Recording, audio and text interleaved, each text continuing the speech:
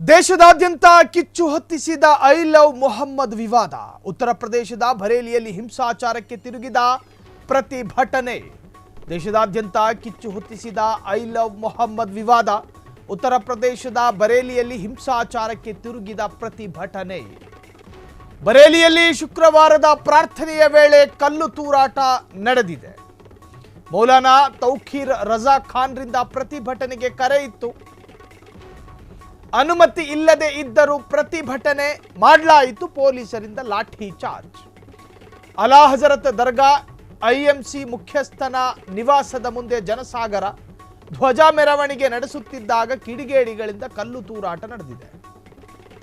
ಘೋಷಣೆ ಕೂಗುತ್ತಾ ಪೊಲೀಸರ ಮೇಲೆ ಕಲ್ಲು ತೂರಿದ ದುಷ್ಕರ್ಮಿಗಳು. ಪರಿಸ್ಥಿತಿಯನ್ನ ನಿಯಂತ್ರಣ ಮಾಡೋದಕ್ಕೆ ಪೊಲೀಸರು ಲಾಠಿ ಪ್ರಹಾರ ಮಾಡಿದ್ದಾರೆ. ಇತ್ತ ರಾಜ್ಯದಲ್ಲೂ ಕೂಡ ಐ ಲವ್ ಮೊಹಮ್ಮದ್ ವಿವಾದ. ಬಿಜೆಪಿ ಆಕ್ರೋಶವನ್ನು ವ್ಯಕ್ತಪಡಿಸ್ತಾ ಇದೆ. ನೀವು ನಿಮ್ಮ ದೇವರನ್ನ ಪ್ರೀತಿ ಮಾಡಿ, ಅದಕ್ಕೆ ನಮ್ಮ ಆಕ್ಷೇಪಗಳಿಲ್ಲ, ಆದರೆ ಇದನ್ನ ಪಬ್ಲಿಸಿಟಿ ಮಾಡಬೇಡಿ. ಬಿಜೆಪಿ ನಾಯಕರ ಕರೆ. ದೇಶದಾದ್ಯಂತ ಹೆಚ್ಚು ಹೊತ್ತಿಸಿದ ಐ ಲವ್ ಮೊಹಮ್ಮದ್ ವಿವಾದ. ನೋಡಿ, ಆ ದೃಶ್ಯವನ್ನು ಗಮನಿಸ್ತಾ ಇದ್ದೀರಿ. ಇದು ಉತ್ತರ ಪ್ರದೇಶದ ಬರೇಲಿಯಲ್ಲಿ ಅನುಮತಿ ಇಲ್ಲದೆ ಪ್ರತಿಭಟನೆ ಮಾಡೋದಕ್ಕೆ ಮುಂದಾಗಿದ್ರಂತೆ. ಆ ಸಂದರ್ಭದಲ್ಲಿ ಮೌಲಾನಾ ಮತ್ತು ಪೊಲೀಸರ ನಡುವೆ ಮಾತಿನ ಚಕಮಕಿಯೂ ಕೂಡ ನಡೆದಿದೆ. ಅಷ್ಟೊತ್ತಿಗದಾಗಲೇ ಒಂದಿಬ್ಬರು ದುಷ್ಕರ್ಮಿಗಳಿಂದ ಪೊಲೀಸರ ಮೇಲೆ ಕಲ್ಲು ತೂರಾಟ ಎಂದು ಹೇಳಲಾಗ್ತಾ ಇದೆ. ಪೊಲೀಸ್ ಮೂಲಗಳ ಮಾಹಿತಿ ಇದು. ನಮ್ಮ ಮೇಲೆ ಕಲ್ಲೆರಗಿ ಬಂದಾಗ ಪ್ರತಿಭಟನೆಯನ್ನ ನಿಯಂತ್ರಿಸಬೇಕಾಗಿತ್ತು, ಹಾಗಾಗಿ ನಾವು ಲಾಠಿ ಚಾರ್ಜ್ ಅನ್ನ ಮಾಡಿದ್ದೇವೆ. ಇದು ಬರೇಲಿ ಪೊಲೀಸರ ಈ ಒಂದು ಸಮರ್ಥನೆಯ ಮಾತು. ಸೊ ಐ ಲವ್ ಮೊಹಮ್ಮದ್ ವಿವಾದ ಹೆಂಗ್ ಶುರುವಾಯಿತು?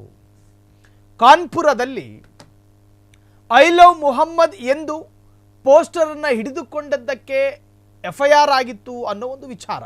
ಆದರೆ ಆ ಸಂದರ್ಭದಲ್ಲಿ ಬೇರೆ ಬೇರೆ ವಿಚಾರದಲ್ಲಿ ಹುಡುಗರಿದ್ರು, ಹಾಗಾಗಿ ಎಫ್ಐಆರ್ ಆಯಿತು ಅಂತ ಹೇಳಿ ಬೇರೆ ವಾದಗಳಿದ್ದಾವೆ. ಆದರೆ ಐ ಲವ್ ಮೊಹಮ್ಮದ್ ಎಂದು ಬರೆದುಕೊಂಡ ಮಾತ್ರಕ್ಕೆ ಎಫ್ಐಆರ್ ದಾಖಲು ಮಾಡುವುದಾದರೆ ಜಗತ್ತಿನಾದ್ಯಂತ ನಾವು ಐ ಲವ್ ಮೊಹಮ್ಮದ್ ಎಂದು ಬರೆದುಕೊಳ್ತೀವಿ, ನಮ್ಮನ್ನು ಅರೆಸ್ಟ್ ಮಾಡೋದಕ್ಕೆ ಸಾಧ್ಯನಾ ಅಂತೇಳಿ ಒಂದು ಕ್ಯಾಂಪೇನ್ ಶುರುವಾಯಿತು. ಹಾಗೆ ಶುರುವಾದಂತಹ ಕ್ಯಾಂಪೇನ್ ಅಲ್ಲ, ದೇಶದಲ್ಲಿ ಅವರವರ ಧರ್ಮದ ಅಭಿಮಾನ ಪಡುವಂತಹ ವ್ಯಕ್ತಿತ್ವದ ಹೆಸರಿಗೆ ಐ ಲವ್ ಯು ಅಂತ ಹೇಳಿದ್ರೆ ತಪ್ಪೇನಿದೆ? ದೇಶದಲ್ಲಿ ಜೈ ಶ್ರೀರಾಮ್ ಎಂದು ಹೇಳೋದಕ್ಕೆ ಎಷ್ಟು ಅನುಕೂಲ ಮತ್ತು ಎಷ್ಟು ಹಕ್ಕಿದಾವೋ, ಅಲೆಲೂಯ ಎಂದು ಹೇಳೋದಕ್ಕೂ ಕೂಡ ಅಷ್ಟೇ ಹಕ್ಕಿದಾವೆ. ಸರ್ವ ಸ್ವತಂತ್ರರು. ದೇಶ ಭಾರತ ಅಂದ್ರೆ ಕೇವಲ ಮಣ್ಣಲ್ಲ, ಭಾರತ ಯಾರ ಅಪ್ಪನ ಆಸ್ತಿಯೂ ಅಲ್ಲ, ಒಂದು ಧರ್ಮಕ್ಕೆ ಸೀಮಿತವಾದಂತಹ ದೇಶವೂ ಅಲ್ಲ. ಇದು ವಿವಿಧತೆಯಲ್ಲಿ ಏಕತೆ ಮತ್ತು ಸರ್ವಧರ್ಮೀಯರಿರ್ತಕ್ಕಂತಹ ದೇಶ. ಇಲ್ಲಿ ಜೈ ಶ್ರೀರಾಮು, ಅಲೆಲೂಯ, ಜೈ ಜೀಸಸ್ಸು, ಐ ಲವ್ ಮೊಹಮ್ಮದ್ ಎಲ್ಲವೂ ಕೂಡ ಸಮಾನವಾಗಿ ಕಾಣಬಹುದಾದಂಥ ವಿಚಾರ.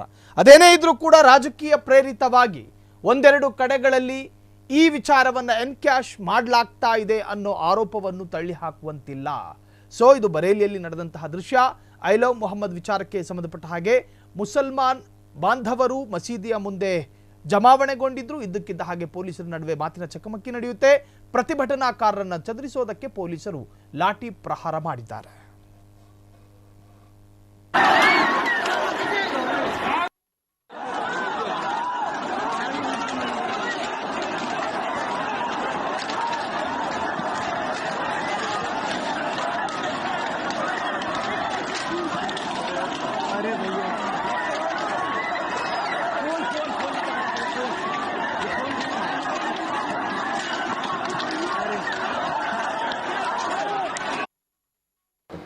ಈಗ ಮಾತಾಡಿದಾಗ ಲವ್ ಮೊಹಮ್ಮದ್ ಅನ್ನುವಂಥದ್ದು ಏನು ವಿಚಾರ ಇದೆ, ಅದೆಲ್ಲೋ ಒಂದು ಕಡೆ ಗೊಂದಲ ಆಗ್ತಾ ಇದೆ. ಜನರ ದಿಕ್ಸೂಚನೆ ರಾಜ್ಯದಲ್ಲಿ ಈ ಸರ್ಕಾರ ತುಷ್ಟೀಕರಣ ಧೋರಣೆಯನ್ನು ಅನುಸರಿಸ್ತಾ ಇದೆ.